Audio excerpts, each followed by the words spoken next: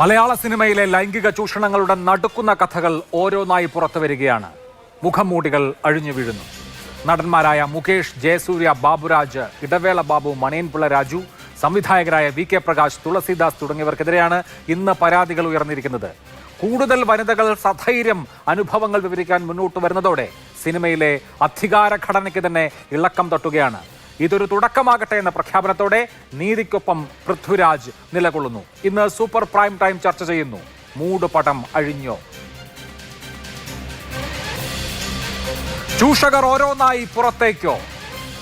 Cinema ശുദ്ധീകരിക്കപ്പെടുമോ? സർക്കാർ വാക്കുപാലിക്കുമോ?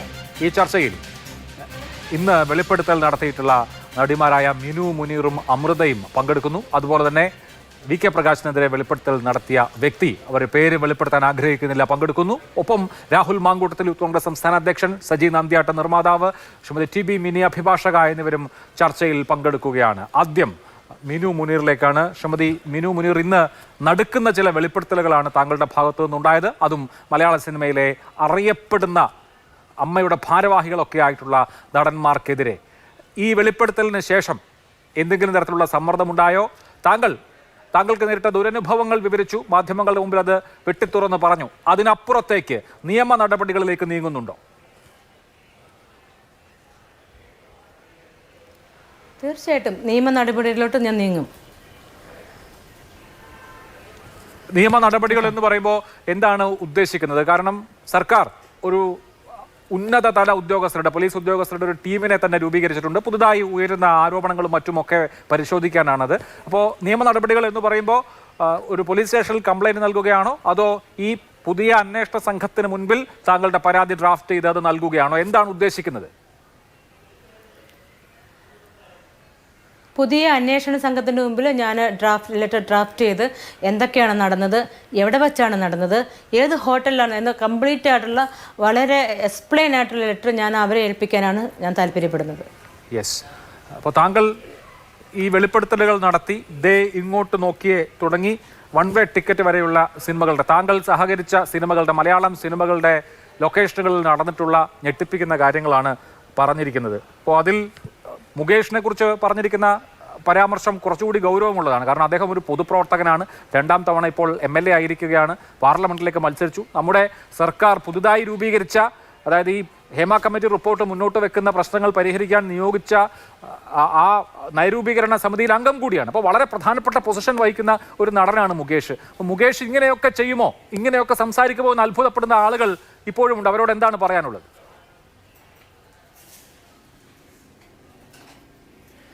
എനിക്ക് പറയാനുള്ളത്, ഇന്ന് പ്രത്യേകിച്ച് നമ്മുടെ ഈ കൊച്ചു കേരളത്തിൽ, പ്രത്യേകിച്ച് ഫിലിം ഇൻഡസ്ട്രിയിൽ കഴിയുന്ന മിക്ക നടന്മാരും മുഖംമൂടികൾ അണിഞ്ഞിട്ടാണ് അവരുള്ളത്.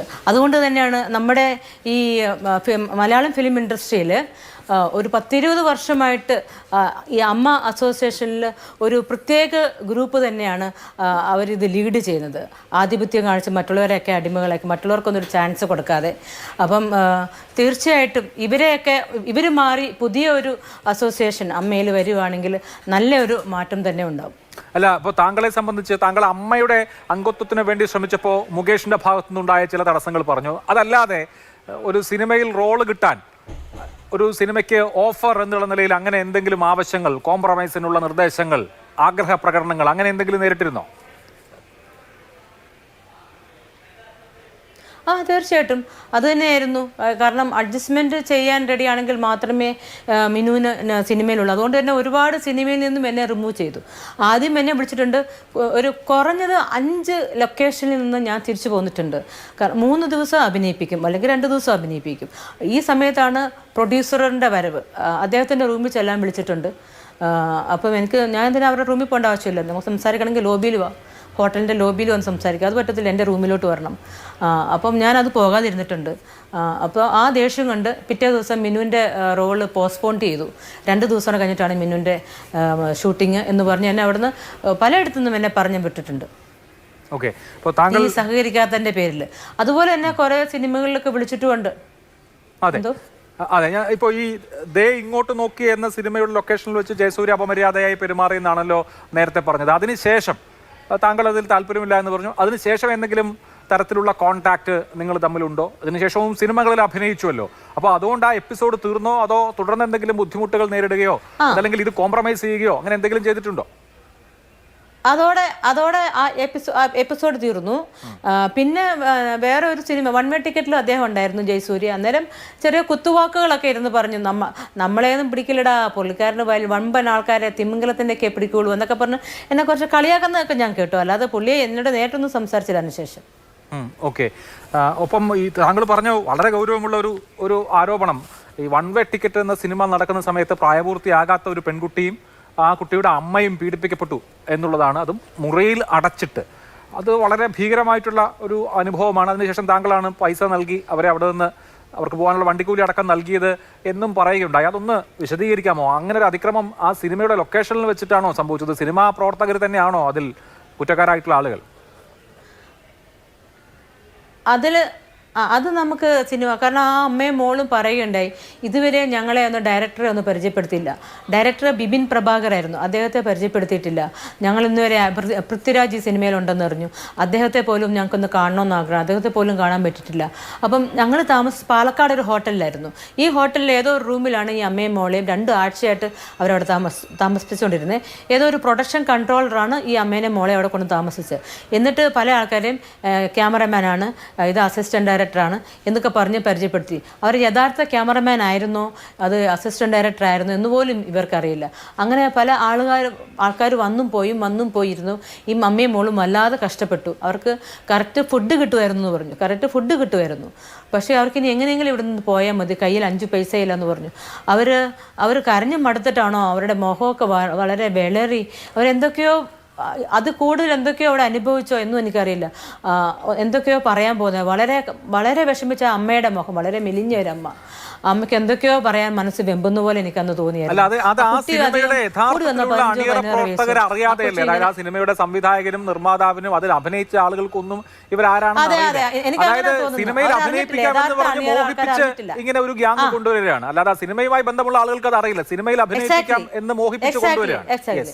അങ്ങനെയൊക്കെയുള്ള സംഭവങ്ങൾ ധാരാളമായി നടക്കുന്നുണ്ട്. ഇപ്പൊ താങ്കൾ കുറെ കാലം ഇവിടെ ഉണ്ടായിരുന്നു, പിന്നെ തമിഴ് ഇൻഡസ്ട്രിയിൽ ഉണ്ടായിരുന്നു. അത് വ്യാപകമായി നടക്കുന്ന ഒരു കാര്യമാണ്. ചില ആൾക്കാർ ഈ സിനിമയിൽ ഇന്ന റോള് വാങ്ങിച്ചു തരാം എന്ന് പറഞ്ഞിട്ട് ആളുകളെ എങ്ങനെ കബളിപ്പിക്കുകയും ചൂഷണങ്ങൾക്ക് വിധേയമാക്കുകയും ചെയ്യുന്ന സംവിധാനമായി കാര്യങ്ങൾ നടക്കുന്നുണ്ടോ? തീർച്ചയായിട്ടും അതെ.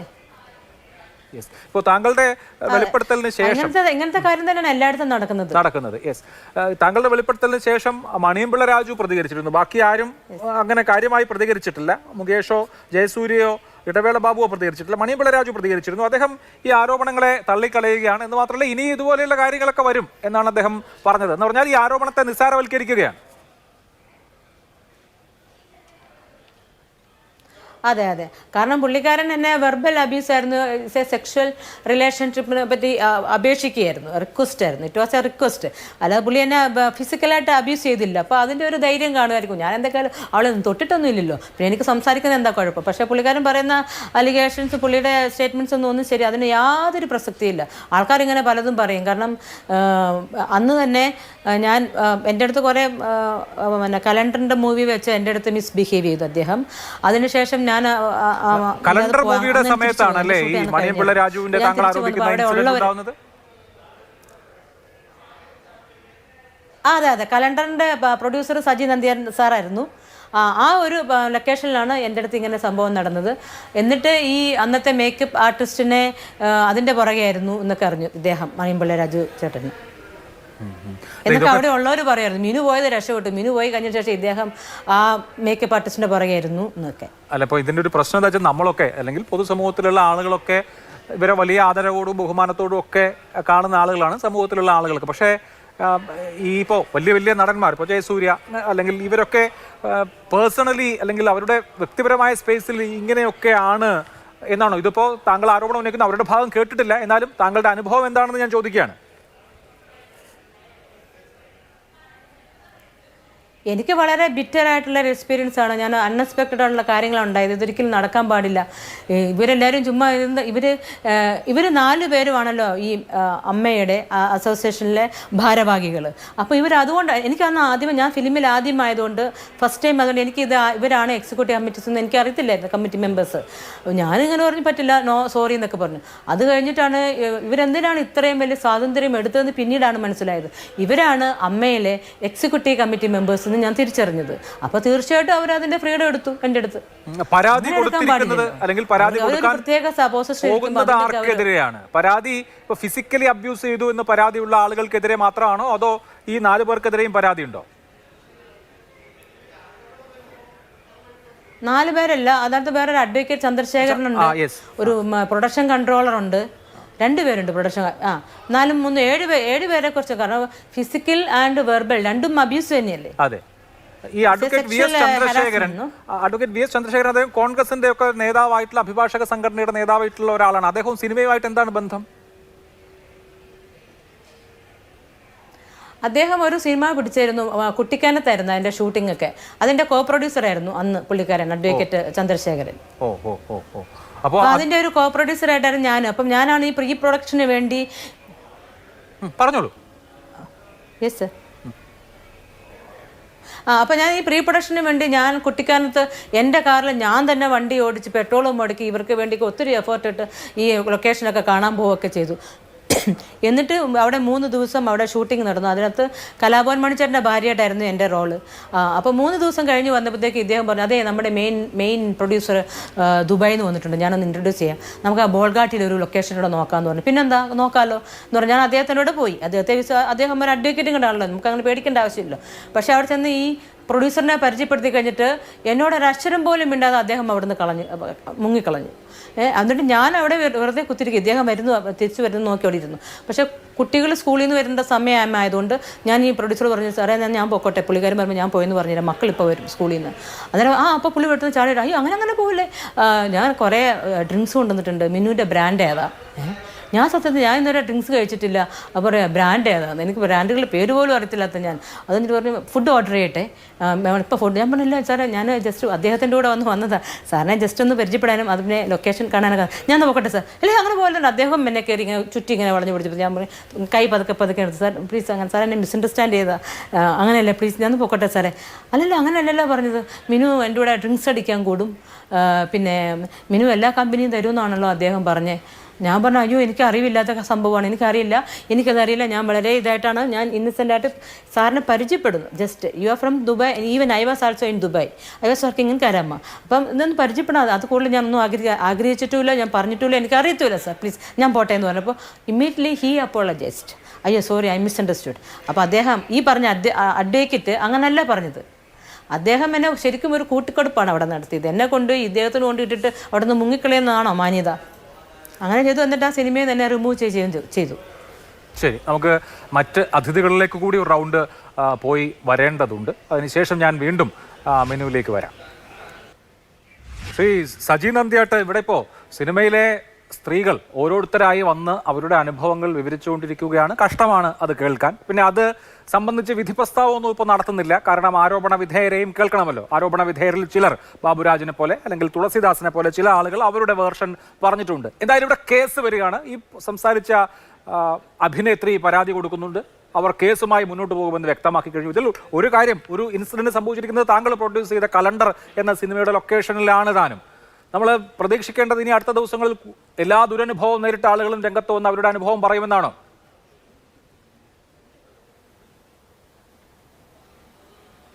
അഭിലാഷ, ഞാൻ ഈ ചർച്ചയിൽ പങ്കെടുക്കുന്നത് തികച്ചും വ്യക്തിപരമാണ് എൻ്റെ അഭിപ്രായങ്ങൾ. അപ്പോൾ ഈ കലണ്ടർ സിനിമയുടെ ലൊക്കേഷനിൽ വെച്ചാണ് ഞാൻ മിനുവിനെ പരിചയപ്പെടുത്തുന്നത്. ഞാൻ ഈ മിനുവിനെ കാസ്റ്റ് ചെയ്ത ആളല്ല. എനിക്ക് തോന്നുന്നത് അതിൻ്റെ സ്ക്രിപ്റ്റ് റൈറ്ററാണെന്ന് തോന്നുന്നു. അവിടെ വെച്ചാണ് പരിചയപ്പെട്ടത്. അതിനുശേഷം മിനു ട്രിവാൻഡ്രത്ത് ഞങ്ങളുടെ ഒരു പ്രൊമോഷൻ ഉണ്ടായിരുന്നു. സറീന വഹാബ്, നവ്യ നായരൊക്കെ ഉള്ള പൃഥ്വിരാജ് അഭിനയിച്ച ചിത്രമാണ്. ഈ കലണ്ടറിൻ്റെ ലൊക്കേഷന് കോട്ടയമായിരുന്നു, പിന്നീട് കുട്ടിക്കാനമായിരുന്നു. അപ്പോൾ അവിടെ വെച്ച് ഞാൻ മിനുവിനെ പരിചയപ്പെട്ടിട്ടുണ്ട്. പക്ഷേ അതിൽ മണിയമ്പള രാജു ഒരു അച്ഛൻ വേഷമാണ്.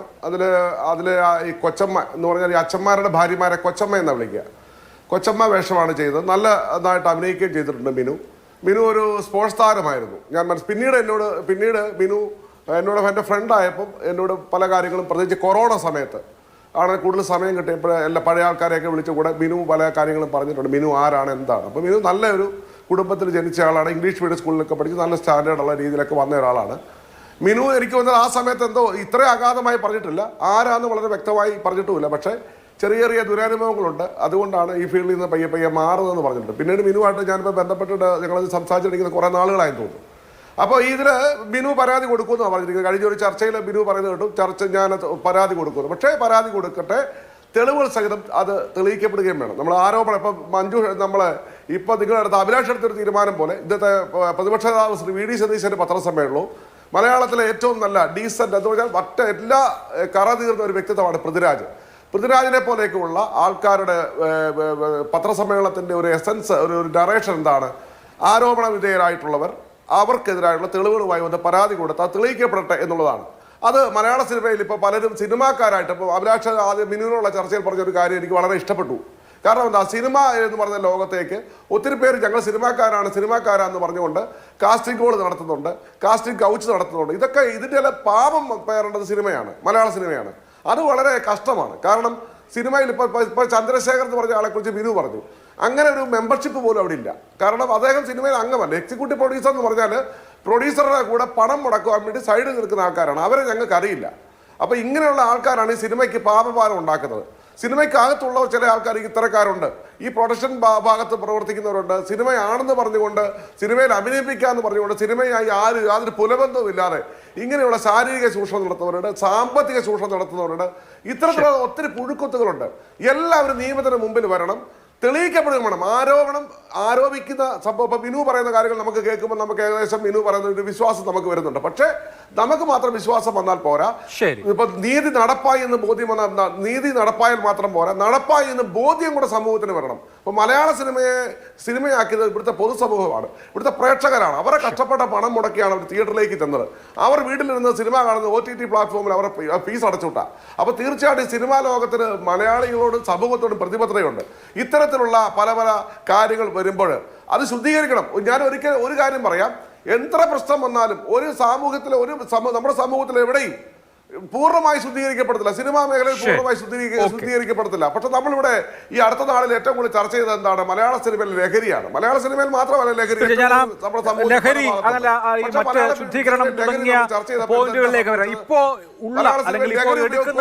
നടപടികൾ പര്യാപ്തമാണോ എന്നൊരു വിഷയത്തിലേക്ക് വന്നതിന് ശേഷം ശ്രീ രാഹുൽ മാങ്കൂട്ടത്തിൽ, സർക്കാർ ഇന്നലെ ഒരു അന്വേഷണ സമിതിയെ പ്രഖ്യാപിച്ചിട്ടുണ്ട്. DIG റാങ്കിലുള്ള ഉദ്യോഗസ്ഥന്മാർ കൂടി ഉൾക്കൊള്ളുന്ന ഒരു വലിയ സംഘം.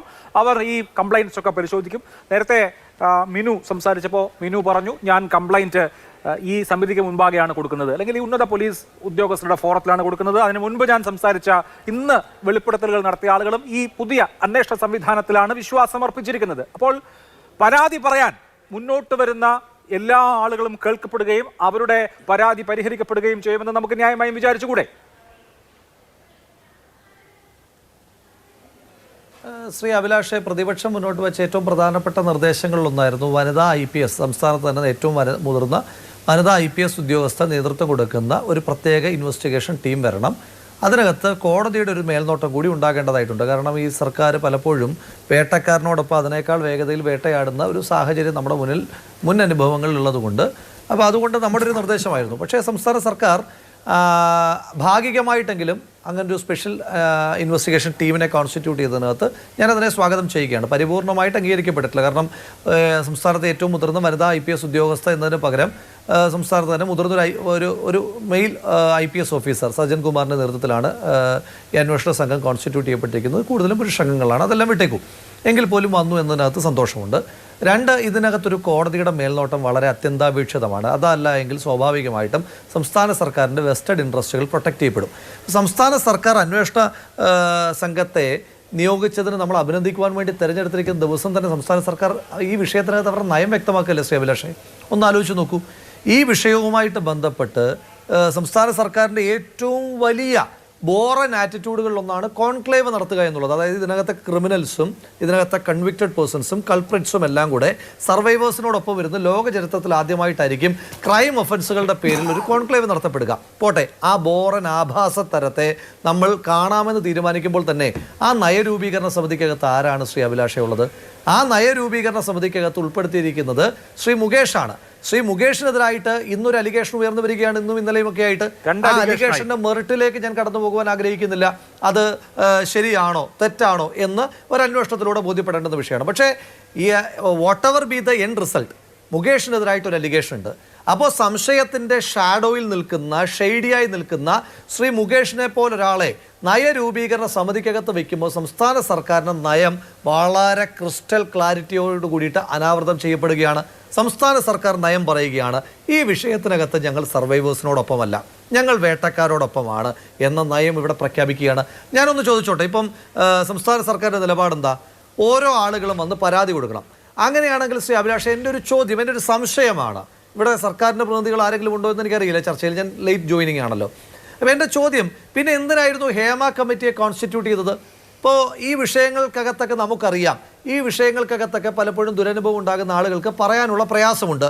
എങ്കിൽ പോലും ആ പ്രയാസങ്ങളെ അതിജീവിച്ച് ഒരു വനിത ഹൈക്കോടതി ജഡ്ജിയാണല്ലോ തങ്ങളുടെ മുന്നിലേക്ക് വന്നിരിക്കുന്നത് എന്ന കോൺഫിഡൻസോടുകൂടി വളരെ കോൺഫിഡൻഷ്യലായി ഹേമ കമ്മിറ്റിക്ക് മുന്നിൽ ആ ദുരനുഭവങ്ങൾ റിവീൽ ചെയ്തിട്ടുള്ള ആളുകൾ, ആ ആളുകൾ കൊടുത്ത പരാതിയുടെ എന്താണ് അതിൻ്റെ ഫോളോ അപ്പ് എന്താണ്? അപ്പോൾ ഹേമ കമ്മിറ്റി എന്ന് പറയുന്നത് ഇതുപോലെ നമുക്ക് ചർച്ച ചെയ്യാനും ചില ആളുകൾക്ക് പൊടുപ്പും തൊങ്ങലും വെച്ച് മസാല കഥകൾ പ്രചരിപ്പിക്കാനും ഒരു ഇൻഡസ്ട്രിയെ മുഴുവൻ, ഇപ്പോൾ ഈ ഹേമ കമ്മിറ്റി റിപ്പോർട്ടിനകത്ത് യഥാർത്ഥത്തിൽ ക്രൂശിക്കപ്പെട്ടത് 2 വിഭാഗം ആളുകളാണ്.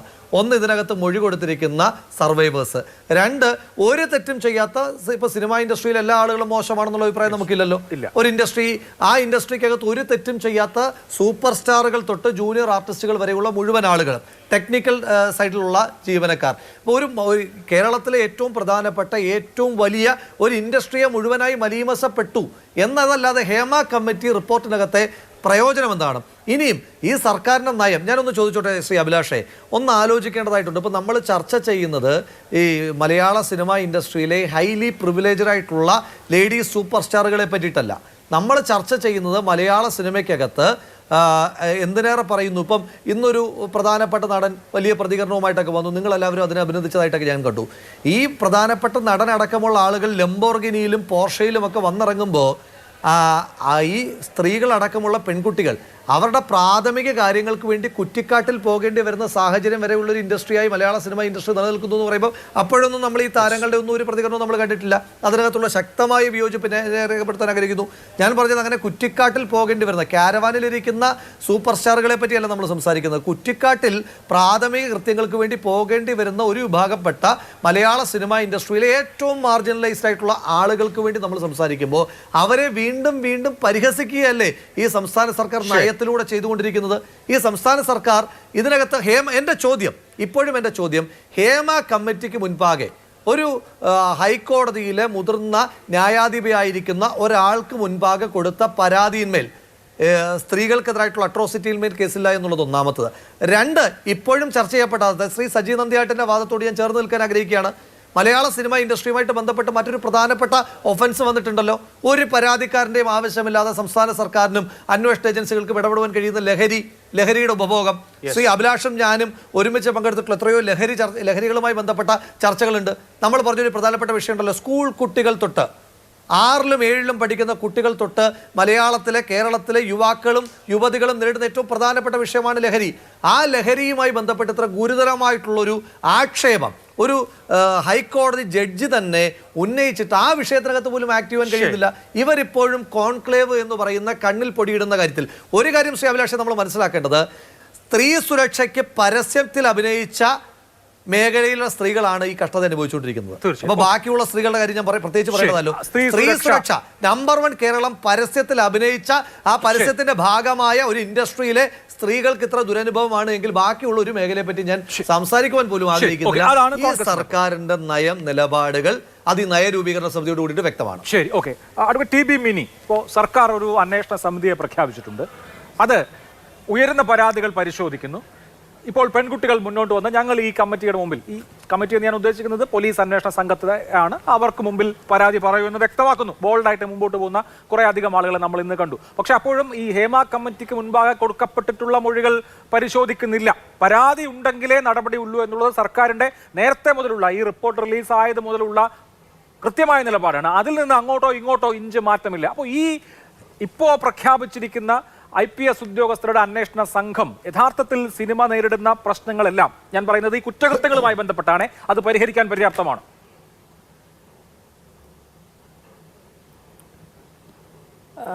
അതായത് ഈ നമ്മൾ രാവിലെ ഖേമ കമ്മിറ്റിക്ക് മുൻപാകെ കൊടുത്ത പരാതികൾ ഈ അന്വേഷണ സംഘം പരിശോധിക്കയില്ല എന്നായിരുന്നു പറഞ്ഞത്. പക്ഷെ ഒരു 4 മണിയൊക്കെ ആയപ്പോൾ ഹേമ കമ്മിറ്റിക്ക് മുൻപാകെ കൊടുത്ത പരാതികളും ആ പരാതി കൊടുത്ത ആളുകളെയും കാണുമെന്നും അവരിൽ നിന്നും മൊഴിയെടുക്കുമെന്നും ഈ അന്വേഷണ സംഘത്തിൻ്റെ ഒരു റിപ്പോർട്ടായിട്ട് ചില ചാനലുകൾ റിപ്പോർട്ട് ചെയ്തിരുന്നത് ഞാൻ കണ്ടു.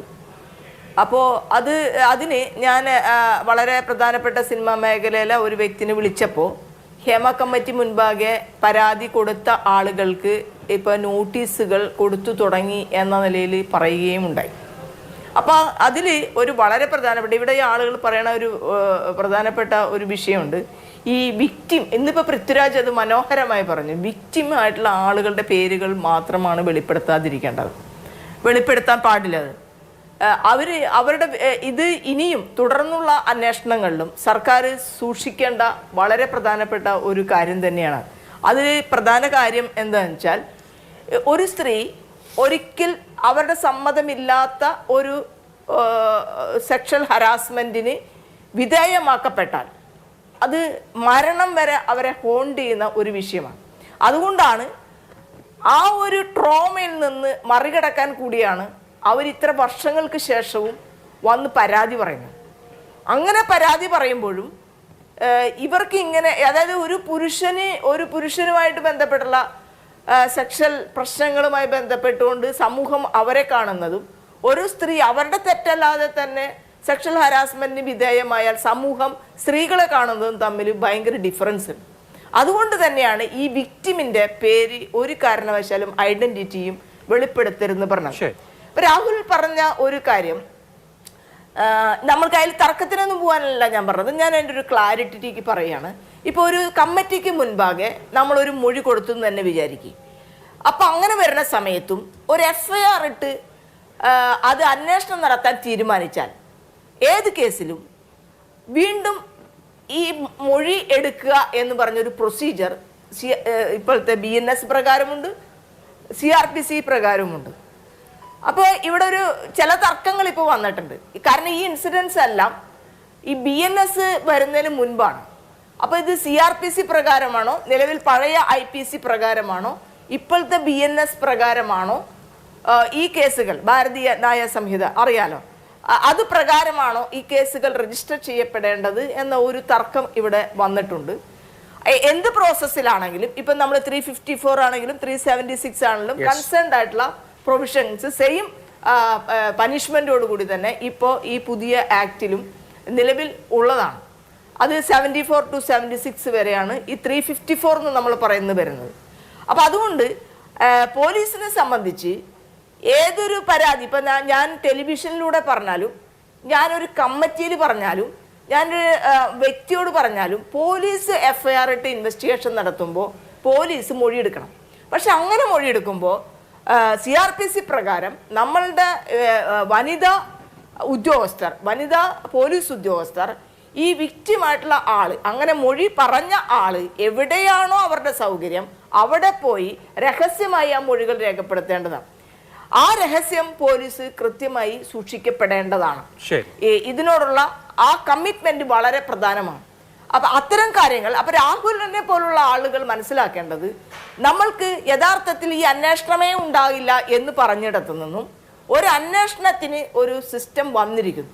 ആ സിസ്റ്റത്തിനെ പരമാവധി യൂട്ടിലൈസ് ചെയ്തുകൊണ്ട് ഇത്തരത്തിലുള്ള പുഴുക്കുത്തുകളെയും കൾപ്രിറ്റ്സിനെയും ശിക്ഷിക്കുന്നതിനുള്ള നടപടികളുമായി മുന്നോട്ട് പോവുക എന്നുള്ളതാണ്. പ്രതിപക്ഷം എന്ന നിലയിൽ രാഹുലിനെ പോലുള്ള ആളുകൾക്ക് തീർച്ചയായും ഭരണത്തിലിരിക്കുന്ന ആളുകളെ വിമർശിക്കാനുള്ള റൈറ്റ് ഉണ്ട്. പക്ഷെ എൻ്റെ ഒരു വിമർശനം കൂടി രാഹുൽ കേൾക്കണം. ഈ 4.5 വർഷം പ്രതിപക്ഷവും ഒന്നും ഈ കാര്യത്തെക്കുറിച്ച് സംസാരിച്ചിട്ടില്ല, ആരും സംസാരിച്ചിട്ടില്ല.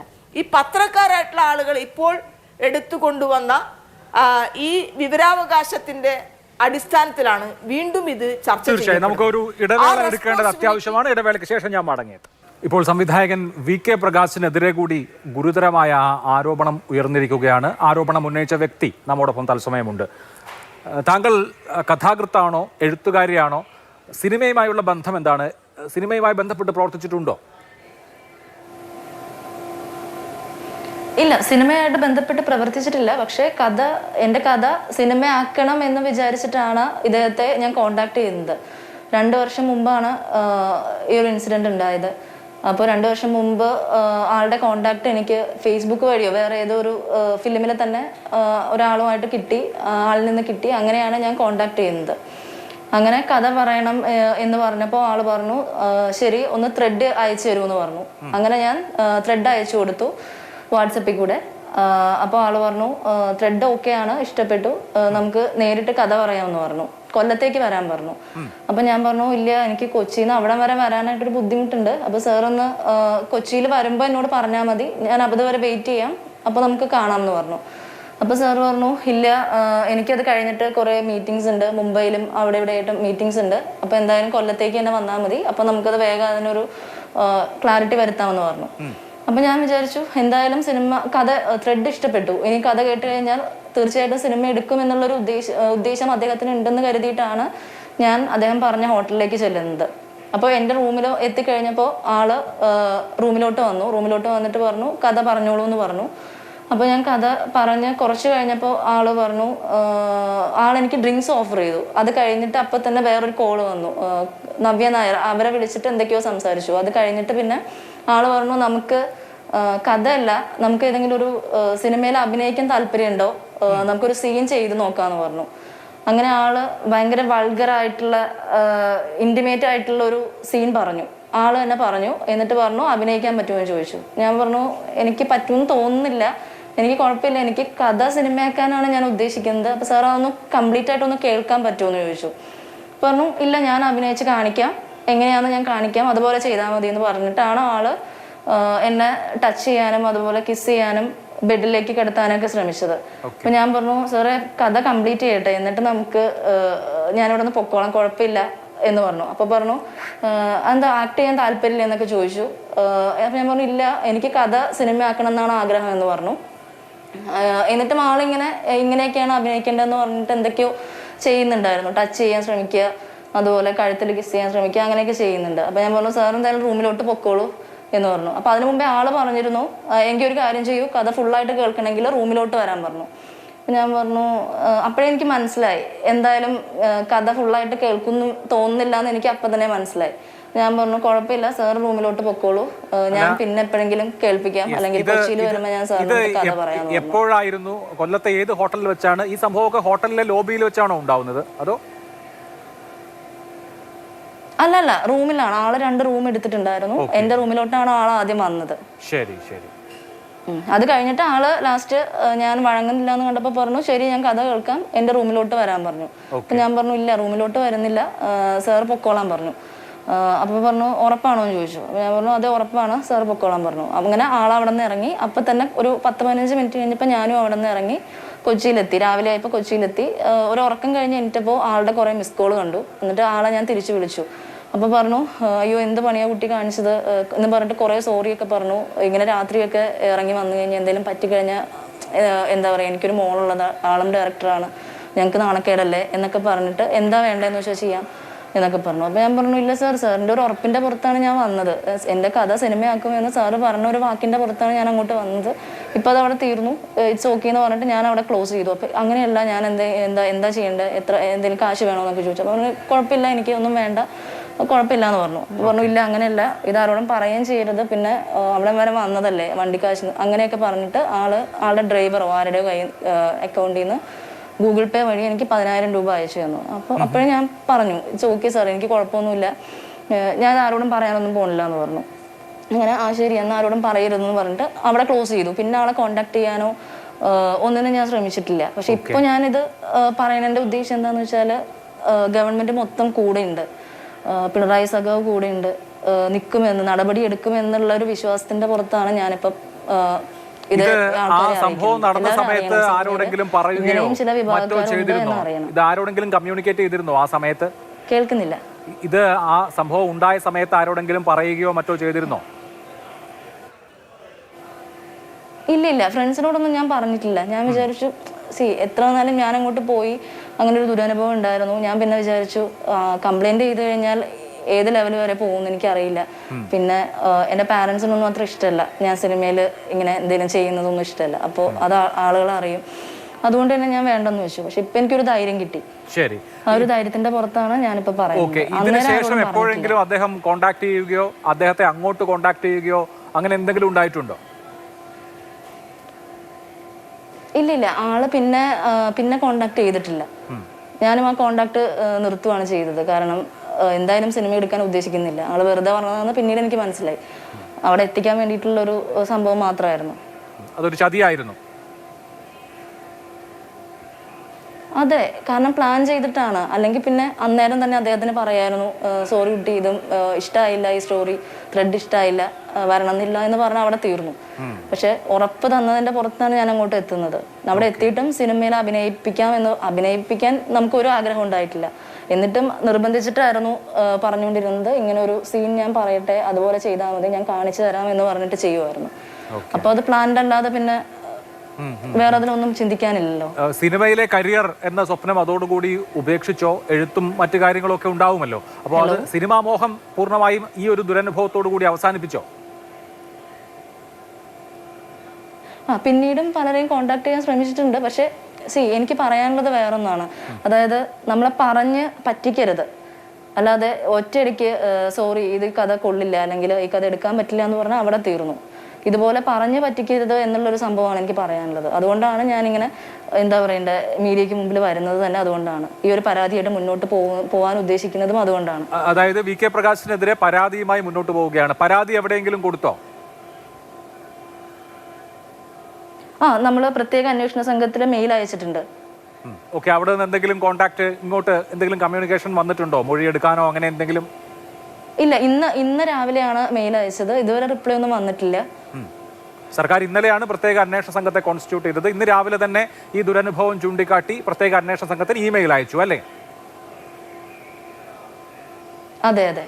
അപ്പോൾ ഈ കേസുമായി എന്തായാലും മുന്നോട്ട് പോവുക എന്ന ഒരു നിശ്ചയദാർഢ്യത്തിൽ തന്നെയാണ്. കാരണം എന്ന് വെച്ച് കഴിഞ്ഞാൽ പലപ്പോഴും അതിജീവിതമാർ പുറത്തു വരാൻ നിയമ നടപടി സ്വീകരിക്കാനൊക്കെ മടിക്കും. അത് സാമൂഹ്യ സാഹചര്യവും സാമ്പത്തിക പിന്തുണ ഇല്ലായ്മയൊക്കെ കൊണ്ടാണ്. ഇവിടെ പക്ഷേ സർക്കാർ ഒരു വാക്ക് തന്നിട്ടുണ്ട്. അതുപോലെ തന്നെ സമൂഹവും ഇപ്പോൾ വലിയ തോതിൽ ഈ വിഷയത്തിൽ ഇടപെടുന്നുണ്ട്. അതുകൊണ്ട് ഈ കേസ് പരിപൂർണമായി വിജയിക്കുന്നതുവരെ, താങ്കൾക്ക് നേരിട്ട ദുരനുഭവത്തിന് പരിഹാരം ഉണ്ടാകുന്നതുവരെ ഈ കേസുമായി മുന്നോട്ട് പോകാൻ തന്നെയാണ് തീരുമാനം. അക്കാര്യത്തിൽ യാതൊരു വിട്ടുവീഴ്ചയുമില്ല.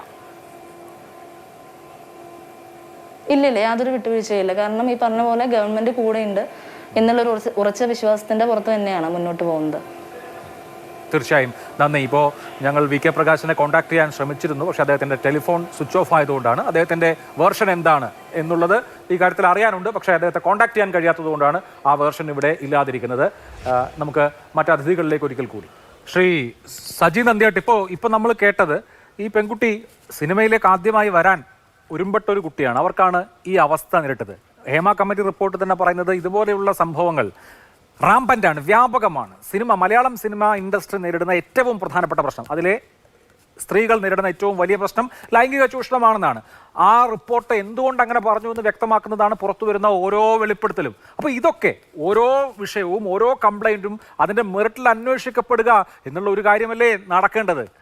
അതല്ലാതെ സംഘടനകളൊക്കെ ചേർന്ന് ആരെങ്കിലുമൊക്കെ ഇതാ ഞങ്ങളുടെ ഇൻഡസ്ട്രിക്കെതിരെ വരുന്നു എന്നൊക്കെ പറയാതെ ഓരോ കംപ്ലൈൻറ്റും ഇൻഡിവിജ്വലായി ഓരോ പ്രശ്നവും അന്വേഷിക്കപ്പെടട്ടെ, അതിൽ കുറ്റക്കാരായ ആളുകൾ ശിക്ഷിക്കപ്പെടട്ടെ, അതിൽ നീതി തേടുന്ന ആളുകൾ, ഇതിൻ്റെ ഇരകൾ, അവരുടെ അവകാശങ്ങൾ സംരക്ഷിക്കപ്പെടട്ടെ. ഈ നിലപാട് വളരെ ഓപ്പണായി മലയാളം സിനിമാ മേഖലയ്ക്ക് എടുക്കാവുന്നതല്ലേ? തീർച്ചയായിട്ടും അഭിലാഷ, ലോക സിനിമ ഉണ്ടായത് ലണ്ടനിലാണ്. അന്നത്തെ ഹോളിവുഡ് ലണ്ടനാണ്. പിന്നീട് ഇപ്പോൾ ഹോളിവുഡ് US മാറി. പിന്നെ ബോളിവുഡ് ഉണ്ടായി ബോംബെയിൽ. പിന്നെ സൗത്ത് ഇന്ത്യൻ ഫിലിം അതിൽ മലയാളം സിനിമ ഉണ്ടായ കാലം മുതൽ ഈ പ്രവണതകൾ നമുക്ക് ഉള്ളതാണ്, നമ്മൾ കേട്ടിട്ടുള്ളതാണ്. ഈ സിനിമാ മേഖലകളും എല്ലാ മേഖലകൾ കൂടുതലായി ഉണ്ട് എന്ന് പറയപ്പെടുന്നു. പക്ഷേ അത് ഒരിക്കലും ഈ സിനിമാ മേഖലയിൽ നിന്ന് എത്ര പ്രശ്നം വന്നാലും നിയന്ത്രിക്കാൻ മാത്രമേ പറ്റുള്ളൂ. കാരണം 10,000 ആൾക്കാർ വർക്ക് ചെയ്യുന്ന ഒരു മേഖലയാണ്. വിവിധ സ്വഭാവക്കാരാണ് വരുന്നത്. മാത്രമല്ല സിനിമാ മേഖലയിൽ ഇല്ലാത്തവർ ഒരു സിനിമാക്കാരായിട്ട് വരുന്ന കാലാവസ്ഥയാണ്. ഇപ്പം തന്നെ നമ്മുടെ മിനു പറഞ്ഞത് കേട്ടില്ലേ, ഒരു കോ പ്രൊഡ്യൂസറാണ്. ഈ ആള് ചെയ്ത തെറ്റുകളും ഏൽക്കേണ്ടി വരുന്ന സിനിമാ മേഖലയ്ക്കാണ്. ഞാൻ അതിലേക്ക് വരുന്നതിന് മുമ്പ് 2-3 കാര്യം പറയാൻ അഭിലാഷ് എന്നെ അനുവദിക്കണം. ഒന്ന്, കോൺക്ലേവിനെ കുറിച്ച് പറഞ്ഞു. നമ്മളിത് സെക്സ്വൽ ഹറാസ്മെന്റ് മാത്രമല്ലല്ലോ, നമുക്ക് ഇതിനകത്ത് കുറെ കാര്യങ്ങളുണ്ട്. മലയാള സിനിമയിൽ പണം മുടക്കുന്ന നിർമ്മാതാവും ഡിസ്ട്രിബ്യൂട്ടറും തിയേറ്റർ ഓണേഴ്സുമാണ് മലയാള സിനിമയിൽ പണം മുടക്കുന്നത്. ആകെ തുക എന്ന് പറയുന്നത് ഫിലിം ചേംബർ ഓഫ് കൊമേഴ്സ് ആണ്. ഫിലിം ചേംബർ കൊമേഴ്സിന് ഈ ഭാഗം കോൺക്ലേവിനെ കുറിച്ച് ഒരു ക്ഷണവും ഇതുവരെ ലഭിച്ചിട്ടില്ല. മുറുക്കാങ്കടയിൽ മുറുക്കാനില്ലെന്ന് പറഞ്ഞതുപോലെ ഫിലിം എൻക്ലേവില് ഫിലിം ചേംബറോ ആരുമില്ല. പിന്നെ എന്ത് എൻക്ലേവ് ആണെന്ന് എനിക്കറിയില്ല. പിന്നെ രാഹുൽ മാങ്കൂട്ടത്തും നമുക്കെല്ലാം ഇഷ്ടപ്പെടുന്ന ചെറുപ്പക്കാരനാണ്. രാഹുൽ പറഞ്ഞു പ്രാഥമിക ആവശ്യത്തിന് മലയാള സിനിമയിൽ കുറ്റിക്കാട്ടിലേക്ക് പോകുന്നു. വളരെ മോശമായ ഒരു പരാമർശമായി രാഹുലെ ഞാൻ പറയുകയാണ്. കാരണം രാഹുൽ എല്ലാ വാക്കുകളോട് ഞാൻ ചേർന്ന് പറയുകയാണ്. പക്ഷേ കുറ്റിക്കാടുകളിലൊക്കെ പോയി പ്രാഥമിക ആവാസം നിർവഹിക്കാൻ മലയാള സിനിമ ഇതുവരെ അനുവദിച്ചിട്ടില്ല. പിന്നെ ആൾക്കൂട്ടം 500, 2000, 3000 പേരുള്ള ഒരു സീൻ ഷൂട്ട് ചെയ്യുമ്പം സ്വാഭാവികമായും ചില പരിമിതികളുണ്ട്. നിങ്ങളൊരു കളക്ടറേറ്റ് മാർച്ച് വെക്കുമ്പോൾ ആയിരക്കണക്കിന് ആൾക്കാർ വരുമ്പോൾ എല്ലാവർക്കും നിങ്ങൾക്ക് ടോയ്ലറ്റ് സംവിധാനം കൊടുക്കാൻ പറ്റില്ല.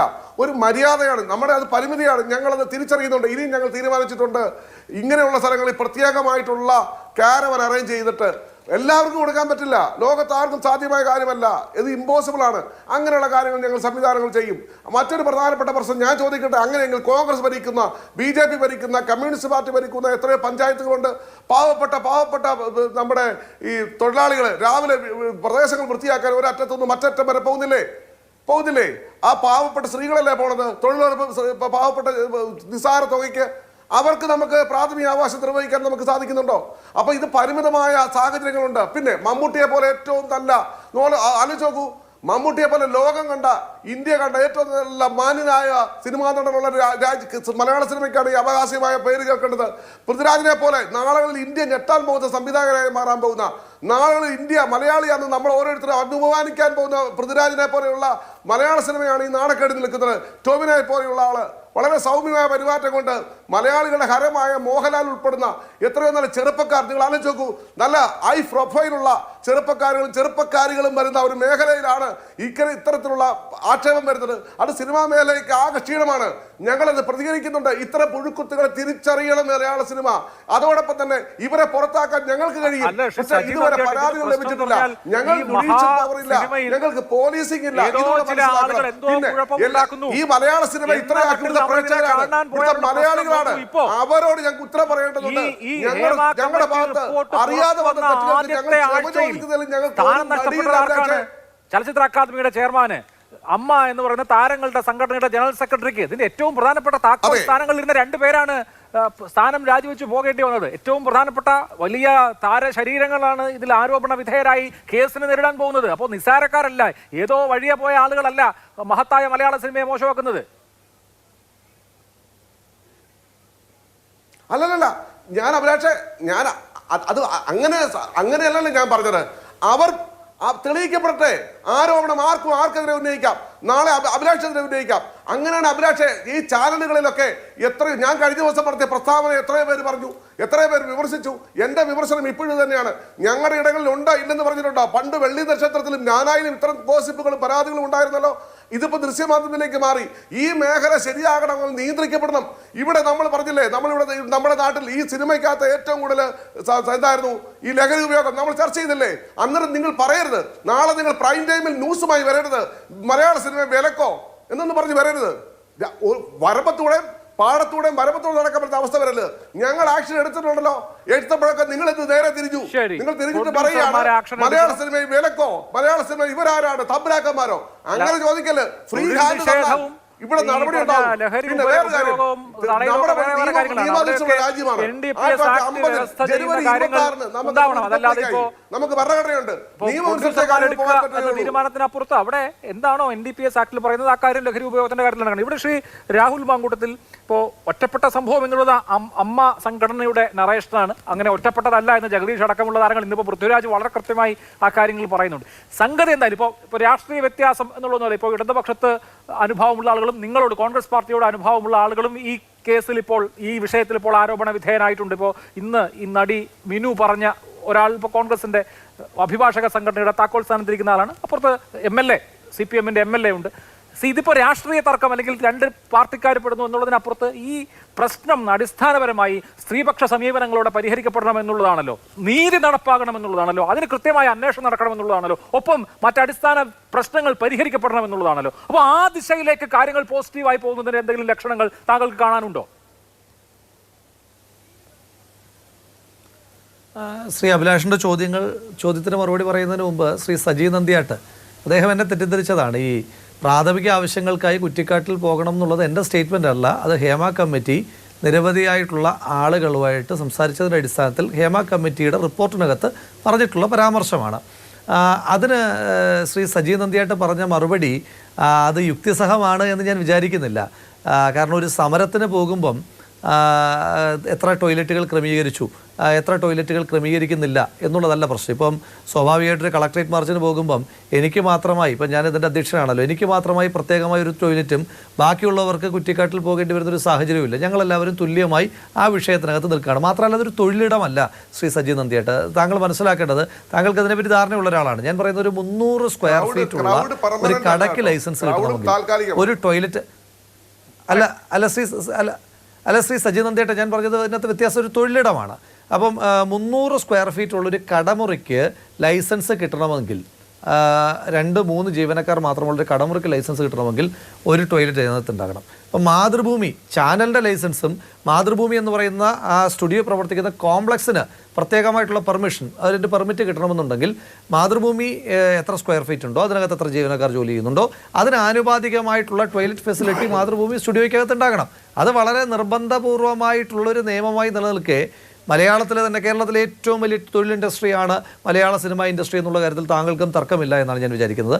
ആ ഇൻഡസ്ട്രിക്കകത്ത് ബേസിക് കമ്മ്യൂണിറ്റീസ് ഉണ്ടാകണം, പരിമിതികൾ ഉണ്ടാകാം, പരിമിതികളെ അതിജീവിക്കാനായിട്ട് നമുക്ക് കഴിയണം, അതിന് മെക്കാനിസം ഉണ്ടാകണം എന്നുള്ളത് മാത്രമാണ് എൻ്റെ വാദം.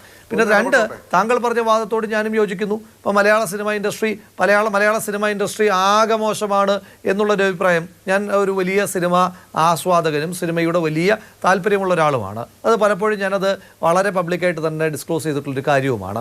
അപ്പം ഇപ്പം നോക്കൂ, ഈ ദിവസങ്ങളിലൊക്കെ എത്രയോ ആളുകളുടെ എഫേർട്ടുമായിട്ട് ബന്ധപ്പെട്ട് വന്നിരിക്കുന്ന എത്രയോ സിനിമകളുടെ ഓണ സിനിമകൾ വരാനിരിക്കുന്നു, അതിൻ്റെ പ്രൊമോഷൻസ് നടക്കുന്നു. അതൊന്നും ഒരു മനുഷ്യനും ശ്രദ്ധിക്കുന്നില്ല. കാരണം എന്താ, ഒരു ഇൻഡസ്ട്രി മുഴുവനായി ആക്ഷേപിക്കപ്പെടുന്ന തരത്തിൽ ഗവൺമെന്റിന്റെ ഭാഗത്തുനിന്ന് ഒരു ആക്ട് ഉണ്ടാകുകയാണ്. ഇതിനകത്തെ തെറ്റുകാരാരാണ്, അവരെ നമുക്ക് പ്രത്യേകമായിട്ട് സെഗ്രിഗേറ്റ് ചെയ്യാൻ സാധിക്കണം. ശ്രീ അഭിലാഷ് പറഞ്ഞൊരു വാദത്തിലേക്ക് ഞാൻ വരാം, താങ്കളുടെ ചോദ്യത്തിലേക്ക് ഞാൻ വരാം. ഇതിനകത്ത് എത്ര പേർ കോൺഗ്രസ് എന്നോ എത്ര പേർ CPM എന്നോ എത്ര പേർ BJP എന്നോ മറ്റ് രാഷ്ട്രീയമെന്നോ എന്നോ നോക്കിയിട്ടല്ല നമ്മുടെ പ്രശ്നം. ഇപ്പം ഞാൻ പറഞ്ഞല്ലോ, ഇതിനകത്ത് ഏത് രാഷ്ട്രീയത്തിൽപ്പെട്ട ആളുകളായിക്കോട്ടെ അവർക്ക് തുല്യമായിട്ടുള്ള നിയമം മതി, തുല്യമായിട്ടുള്ള നീതി മതി. ഇതിനകത്ത് ആരോപണ വിധേയരായിട്ടുള്ള ആളുകളുടെ രാഷ്ട്രീയമാണോ നമ്മൾ പറഞ്ഞത്? അല്ല. അതിനകത്ത് പ്രത്യേകമായിട്ടുള്ള പ്രക്ഷോഭങ്ങൾ എവിടെയാണ് ഉണ്ടാകുന്നത്? അതിനകത്ത് ജനപ്രതിനിധികൾ, ജനങ്ങളോട് ബാധ്യതയുള്ള ജനങ്ങളോട്, ഇപ്പം ഇതിനകത്ത് ചില സിനിമാ നടന്മാരുടെ പേരുകൾ അലിഗേഷൻ വന്നു. ആ സിനിമാ നടന്മാരുടെ വീടുകളിലേക്ക് എന്തെങ്കിലും പ്രക്ഷോഭങ്ങളുമായി ഏതെങ്കിലും രാഷ്ട്രീയ പ്രസ്ഥാനങ്ങളോ പൊതുസമൂഹമോ പോയിട്ടുണ്ടോ? ഇല്ല. അവരെ നിയമത്തിലൂടെയാണ് നമുക്ക് കൈകാര്യം ചെയ്യേണ്ടത്. പ്രക്ഷോഭങ്ങൾ എവിടെയാണുള്ളത്? ജനങ്ങളുമായി അക്കൗണ്ടബിലിറ്റി ഉള്ള ജനപ്രതിനിധികളായിട്ടുള്ള ആളുകൾ, അല്ലെങ്കിൽ പബ്ലിക് ഓഫീസ് കൈകാര്യം ചെയ്യുന്ന ആളുകൾ, അവർക്കെതിരായിട്ട് അലിഗേഷൻ വരുമ്പോൾ സ്വാഭാവികമായിട്ട് പ്രക്ഷോഭങ്ങൾ എന്ന ആ തലത്തിൽ തന്നെ ഉണ്ടാകുക വളരെ സ്വാഭാവികതയാണല്ലോ. ഇതിനകത്ത് രാഷ്ട്രീയമല്ല ശ്രീ അഭിലാഷേ. ഞാൻ ചോദിക്കുന്നത്, ഇപ്പം മലയാള സിനിമാ ഇൻഡസ്ട്രിയിൽ എല്ലാ രാഷ്ട്രീയത്തിൽപ്പെട്ടവരുമുണ്ട്. അതിനകത്ത് ആർക്കാ തർക്കമുള്ളത്? അതിനകത്ത് സൂപ്പർ താരങ്ങൾ തൊട്ട് എല്ലാവർക്കും രാഷ്ട്രീയമുണ്ട്, വ്യത്യസ്തമായ രാഷ്ട്രീയമുണ്ട് സൂപ്പർ താരങ്ങൾ അടക്കമുള്ള ആളുകൾക്ക്. അപ്പം ഇതിനകത്തെ പ്രശ്നം എന്താ? ക്രൈമാണ് ഇതിനകത്തെ പ്രശ്നം. ക്രൈം ചെയ്ത ആളുകളെ അങ്ങനെ തന്നെ കൈകാര്യം ചെയ്യുകയും തൊഴിലിടത്തിൽ ബേസിക് ഇക്വാലിറ്റി പ്രൊവൈഡ് ചെയ്യുക എന്നുള്ളതൊരു ഗവൺമെൻറ്റിൻ്റെ ഉത്തരവാദിത്തമാണ്. ആ വിഷയത്തിനകത്ത് ഗവൺമെൻറ് ഒരു സ്റ്റെപ്പ് എടുത്താൽ, ഇപ്പോൾ ഈ ചർച്ച തുടങ്ങുമ്പോൾ തന്നെ ഞങ്ങളുടെ ഡിമാൻഡായ അന്വേഷണ സംഘത്തിൻ്റെ അകത്തെ എല്ലാ കാര്യങ്ങളും ഫുൾഫില്ല് ചെയ്തിട്ടില്ല എങ്കിൽ പോലും ആ അന്വേഷണ സംഘത്തെ ഞങ്ങൾ സ്വാഗതം ചെയ്യുന്നുണ്ട്. അതേ സമയത്ത് തന്നെ നയരൂപീകരണത്തിന് ആരോപണ വിധേയനായ ആളെ തന്നെ ചുമതലപ്പെടുത്തുമ്പോൾ അതിനെ ഞങ്ങൾ വിമർശിക്കുന്നുണ്ട്. ഇതിനകത്ത് ഏതെങ്കിലും വ്യക്തികളുടെ രാഷ്ട്രീയം പ്രശ്നമല്ല, സർക്കാരിൻ്റെ അജണ്ട, സർക്കാരിൻ്റെ നയം. ഇപ്പം ഇതിനകത്ത് സർക്കാർ എടുത്തിരിക്കുന്ന നയം കൊണ്ട് സംരക്ഷിക്കപ്പെടുന്നത് CPM അനുഭാവികൾ മാത്രമാണ് എന്നുള്ളൊരു തെറ്റിദ്ധാരണ എനിക്കില്ല. സർക്കാർ എടുത്തിരിക്കുന്ന ഒരു നയം കാരണം രക്ഷപ്പെടുന്നതിനകത്ത് എല്ലാ രാഷ്ട്രീയത്തിൽപ്പെട്ട, അതിനകത്ത് ഒറ്റ രാഷ്ട്രീയമുള്ളൂ, കുറ്റവാളികളുടെ രാഷ്ട്രീയം. ആ കുറ്റവാളികളുടെ രാഷ്ട്രീയം പിന്നെ പുറത്തേക്ക് കാണിക്കുന്ന മുഴുവൻ ആളുകളും രക്ഷപ്പെടുകയും നിരപരാധികളായിട്ടുള്ള ആളുകൾ, ഇപ്പം തന്നെ നോക്കൂ ശ്രീ അഭിലാഷേ, എത്രയോ സർവൈവേഴ്സ് ആയിട്ടുള്ള ആളുകൾ. ഇപ്പോൾ ഒരു സർവൈവറായിട്ടുള്ളൊരു സ്ത്രീ, അവർക്ക് വന്ന് വളരെ പബ്ലിക്കായി അവരുടെ ഫേസ് തന്നെ ആളുകളുടെ മുന്നിൽ ഡിസ്പ്ലേ ചെയ്തിട്ട് അവർ പ്രതിഷേധിക്കുന്നു. മറ്റൊരു ഒരു പെൺകുട്ടി, ആ പെൺകുട്ടിയുടെ മുഖം മായിച്ചിട്ട് നിങ്ങൾക്ക് സ്ക്രീനിലൂടെ കാണിക്കേണ്ടി വരുന്നു. ഈ ദുരവസ്ഥ എന്തിനാണ് ഉണ്ടാക്കുന്നത്? ഹേമ കമ്മിറ്റി റിപ്പോർട്ടിനകത്ത് സമഗ്രമായ ഒരു അന്വേഷണം ഏർപ്പെടുത്തിയിരുന്നെങ്കിൽ ഈ ചാനലുകൾക്ക് മുന്നിൽ വന്ന് ഇപ്പോൾ സുപ്രീം കോടതിയുടെ മാനദണ്ഡം എന്താണ്? ഇപ്പം ഹേമ കമ്മിറ്റി റിപ്പോർട്ട് മറച്ചു വയ്ക്കാനും പൂഴ്ത്തിവെക്കാനും ഒക്കെ സംസ്ഥാന സർക്കാർ തയ്യാറായതിന് എന്ത് പറഞ്ഞിട്ടാണ്? സുപ്രീം കോടതിയുടെ ഒരു വേർഡിക്റ്റ് വന്നിട്ടുണ്ട്. ഇതിനകത്തെ അതിജീവിതമാരുടെ പേരുകൾ, അവരുടെ ഐഡൻറ്റിറ്റി, അവരെ പബ്ലിക് ഓഡിറ്റിന് വേണ്ടി വിട്ടുകൊടുക്കാൻ പാടില്ല എന്നുള്ള സുപ്രീം കോടതിയുടെ ഗൈഡ് ലൈൻ സ്വയം ലംഘിച്ചുകൊണ്ട് കുറെ ആളുകൾക്ക് പുറത്തേക്ക് വരേണ്ടി വരുന്നത് ഒരു ഗവർണൻസിനകത്തെ അപര്യാപ്തതയാണ്. ഒരു ഗുഡ് ഗവർണൻസ് ആയിരുന്നുവെങ്കിൽ ഈ അപര്യാപ്തത ഉണ്ടാകില്ല. ഇവർക്കെല്ലാം ആ സിസ്റ്റത്തിനകത്തൂടെ തന്നെ പരാതി കൊടുക്കാൻ കഴിയുമായിരുന്നു. അപ്പൊ അതിനുള്ള സാഹചര്യം സൃഷ്ടിച്ചില്ല. ശ്രീമതി ടി ബി ബിനി ഒരു കാര്യം കൂടെ, ഒറ്റ കാര്യം കൂടെ, ശ്രീമതി ടി ബി ബിനി പറയുന്ന ഒരു വിമർശനത്തെ ഉൾക്കൊള്ളുന്നു. ഹേമ കമ്മിറ്റി റിപ്പോർട്ട് 5 വർഷക്കാലത്തിനിടയിൽ അത് അട്ടപ്പുറത്തിരുന്നപ്പോൾ നമുക്ക് ആർക്കും പ്രതിഷേധിക്കാനോ പ്രതികരിക്കാനോ കഴിഞ്ഞില്ല. പക്ഷേ അതിനകത്ത് തന്നെ ഞാനൊരു ന്യായീകരണം പറയുന്നില്ല, അതിൻ്റെ വിമർശനത്തെ പോസിറ്റീവ് സ്പിരിറ്റിൽ ഉൾക്കൊണ്ടുകൊണ്ട് ഞാൻ പറയട്ടെ, ഇതിനകത്തെ കണ്ടന്റ് എത്ര എക്സ്പ്ലോസീവ് ആണെന്ന് നമ്മൾ അറിയുന്നില്ല. ഇതിനകത്തെ കോണ്ടന്റിനെ പറ്റിയിട്ടുള്ള വിവരങ്ങൾ നമുക്ക് ലഭ്യമാകുന്നത് പബ്ലിക് പ്ലാറ്റ്ഫോമിൽ വന്നപ്പോഴാണ്. അതിനു മുൻപ് ഒന്നിലേറെ അതാണ് അതിലെ പോയിന്റ്. എനിക്ക് അതിലൊരു ഇടവേള അത്യാവശ്യമാണെന്നാണ് ഞാൻ ഇടവേള. ചൂഷണം നേരിട്ട എല്ലാ ആളുകൾക്കും നീതി കിട്ടട്ടെ എന്ന പ്രത്യാശയിൽ നമുക്ക് ചർച്ച അവസാനിപ്പിക്കാം. ഒരു ചോദ്യത്തിനുകൂടിയുള്ള സമയം അവശേഷിക്കാത്തത് കൊണ്ടാണ്. അഡ്വക്കേറ്റ് മിനി ദയവായി ക്ഷമിക്കുക. സൂപ്പർ പ്രൈം ടൈം അവസാനിക്കുന്നു. നമസ്കാരം.